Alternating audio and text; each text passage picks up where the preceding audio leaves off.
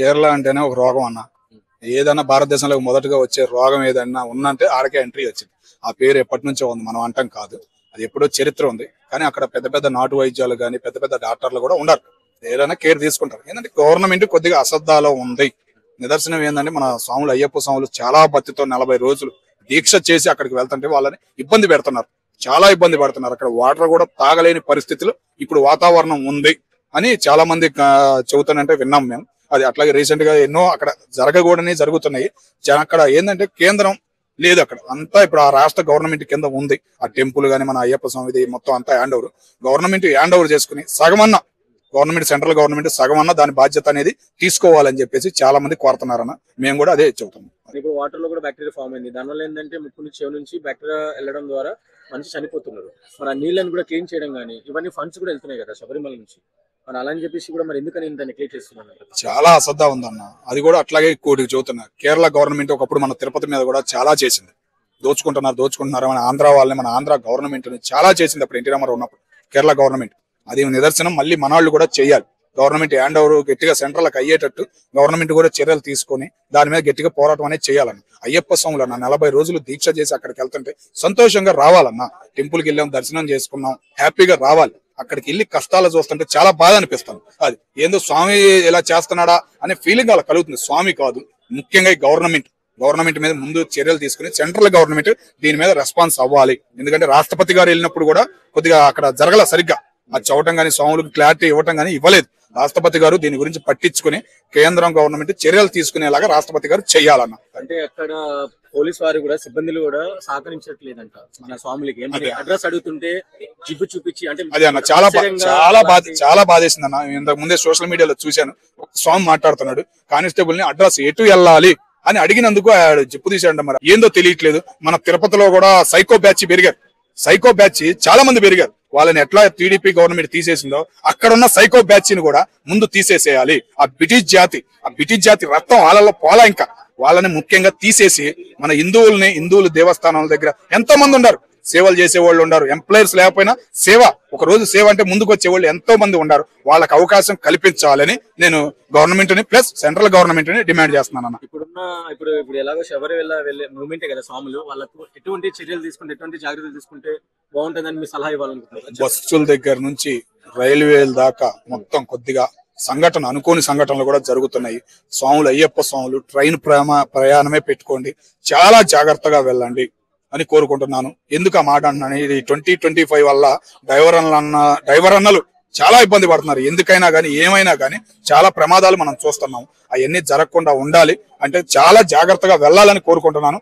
అట్లాగే central government అక్కడ ఉన్న గవర్నమెంట్ మీద చర్యలు తీసుకోవాలి, గట్టిగా వార్నింగ్ ఇవ్వాలి. ఆ కానిస్టేబుల్ ఎవరో ముందు ఆ అయ్యప్ప స్వాములు ప్రూఫ్ ఉన్నాయి కాబట్టి స్వాములు ఇంకా తిట్టలేదు. వాళ్ళు మాలు తీసేసినా కూడా ఆయన వదిలిపెట్టకూడదు. ముందు దేవస్థానం ఆ కానిస్టేబుల్ మీద చర్య తీసుకోవాలి. ఇట్లాంటి సంఘటనలు మళ్ళీ జరగకుండా గవర్నమెంట్ తగిన చర్యలు తీసుకోవాలి. అట్లాగే ట్రైన్లు అన్ని బస్సు సౌకర్యాలు అన్ని ఏర్పాటు చేశారు. స్వాములు బుక్ చేసుకుని జాగ్రత్తగా వెళ్లి వాళ్ళది పూర్తి చేసుకుని రావాలని కోరుకుంటున్నాం. నేను కూడా సోషల్ మీడియాలో చదివాను. ఏంటి మరి అంత దారుణమా? ఎన్నాళ్ళు బట్టి అక్కడ శబరిమలలో అయ్యప్ప స్వామి భక్తులే గాని ఎవరైనా గాని ఏ రకంగా పోటెత్తుతారు. ఇప్పుడు కార్తీక మాసం వచ్చిందంటే కార్తీక మాసంలో మాలలు వేసుకొని విరమణలు అక్కడ ఇవ్వడం కోసం ఒక్క పూట ఉపవాసాలు ఉంటూ స్వామి దీక్షలో ఉండి 41 డేస్ 51 డేస్ ఇలాగా దీక్షలో ఉండి దీక్ష పూనుకొని వెళ్తున్నటువంటి అయ్యప్ప స్వాములకి ఇది చాలా దారుణం అన్నమాట. ఎందుకు ఇలా ప్రవర్తిస్తుంది కేరళ గవర్నమెంట్?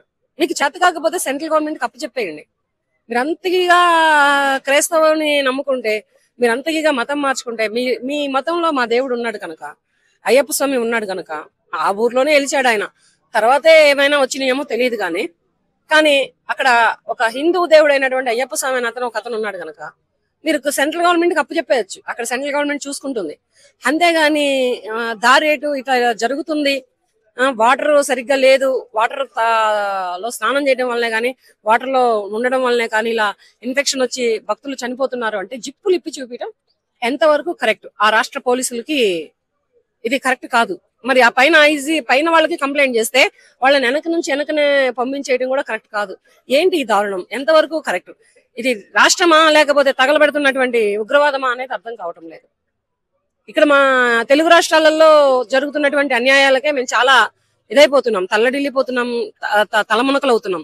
అటువంటి ఇది అయ్యప్ప స్వామి అది అక్కడ నిత్యం జరగవు కదా. పూజలు జరుగుతాయా, పునస్కారాలు జరుగుతాయా, అన్ని జరుగుతాయా?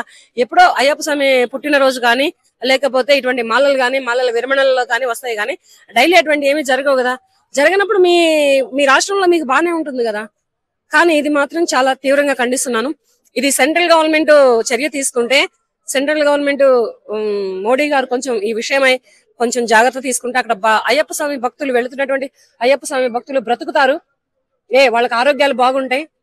40-41 రోజు దీక్ష పూనుకొని వెళ్తున్న స్వాములకి జిప్పిప్పి చూపిస్తున్నారు అంటే ఇది ఎంతవరకు న్యాయమని నేను కేరళ గవర్నమెంట్ ని నిలదీస్తున్నాను, ప్రశ్నిస్తున్నాను. ఇది మాత్రం చాలా దారుణం. ఆ విప్పదీసి చూపించిన అతన్ని ఇమీడియట్లీ గా ఉద్యోగం నుంచి తొలగించండి, డిస్మిస్ చేయండి. ఇంకా అతను జన్మలో ఆ ఉద్యోగానికి అర్హుడు కాడు. ఆ పోలీస్ డిపార్ట్మెంట్ లో అతను అర్హుడు కాడు. ఇది చేస్తే ఇంకెప్పుడు కూడా ఆ ఊర్లో గవర్నమెంట్ అధికారులు ఇటువంటి పిచ్చి పనులు చేయరన్నమాట. అంటే అలాగేనమ్మా, ఈ వాటర్ ఏదైతే క్లీన్ చేయకపోవడం కానీ ఇలా మిస్బిహేవ్ చేయడం కానీ పైన అధికారులకు తెలియదంటారా? ఇలా అంటే వాటర్ లో బ్యాక్టీరియా ఫామ్ అవుతుంది కదా, దానివల్ల బ్రెయిన్ ట్యూమర్స్ అవడం అధికారులు ఎందుకు పట్టించుకోవట్లేదు? అంటే పై వరకు తెలియదంటారు ఈ విషయంలో. అంటే తెలియనట్టు చూస్తున్నారా? తెలుసు. కాకపోతే ఏంటంటే ఇంతమందిని కంట్రోల్ చేయడం కష్టం గనక తెలిసి తెలియనట్టు చూసి చూడనట్టు పోతున్నారు. ఎందుకంటే అటువంటి వాటర్ వలన ఇన్ఫెక్షన్ వచ్చి చచ్చిపోయేది వాళ్ళ మనుషులు కాదు కదా. ఇప్పుడు వాళ్ళ కుటుంబంలో ఎవరైనా చచ్చిపోతే అప్పుడు తెలిసిద్ది ఆ బాధ. చచ్చిపోతుంది వేరే ఊర్ల నుంచి వేరే రాష్ట్రాల నుంచి వెళుతున్నటువంటి అయ్యప్ప స్వామి భక్తులు కదా. వాళ్ళు చనిపోతే వీళ్ళకి ఏమీ బాధ ఉండదు. చనిపోయారు తీసి అవతల పడేంట్రా అంటారు. కానీ వాళ్ళ ఇంట్లో కుటుంబ సభ్యుల్లో వాళ్ళ కొడుకో, వాళ్ళ నాన్నో, వాళ్ళ తమ్ముడో, వాళ్ళ అక్కో, వాళ్ళ చెల్లో, వాళ్ళ నాయనమ్మ, వాళ్ళ అమ్మమ్మ వీళ్ళు చనిపోతే అప్పుడు తెలుస్తుంది ఆ ఇన్ఫెక్షన్ వల్లనే చనిపోయారు మా వాళ్ళు అని. ఇది కూడా కొంచెం కేరళ గవర్నమెంట్ కొంచెం చర్య తీసుకోండి. ఇది కేరళ గవర్నమెంట్ అయినటువంటి సీఎం గారికి విన్నమించుకుంటున్నటువంటి విన్నపన ఇది నేను. అలాగే మన దేశ ప్రధానమంత్రి అయినటువంటి మోడీ గారు కూడా నేను విన్నమించుకుంటున్నానండి. ఇది మాత్రం చాలా దారుణం. అయ్యప్ప స్వామి భక్తులు ఇప్పుడు కాదు, యుగం అనేది పుట్టిన దగ్గర నుంచి కలియుగం వరకు జరుగుతూనే ఉన్నాయి. అవి మాలలు జరుగుతున్నాయి, మాలల విరమణలు జరుగుతున్నాయి. ఇంత నియమ నిష్టలతోటి, ఇంత భక్తి శ్రద్ధలతోటి మాలలు వేసుకొని వెళ్తున్నటువంటి భక్తులకి ఇలా చేయడం చాలా దారుణంగా నేను భావిస్తున్నాను.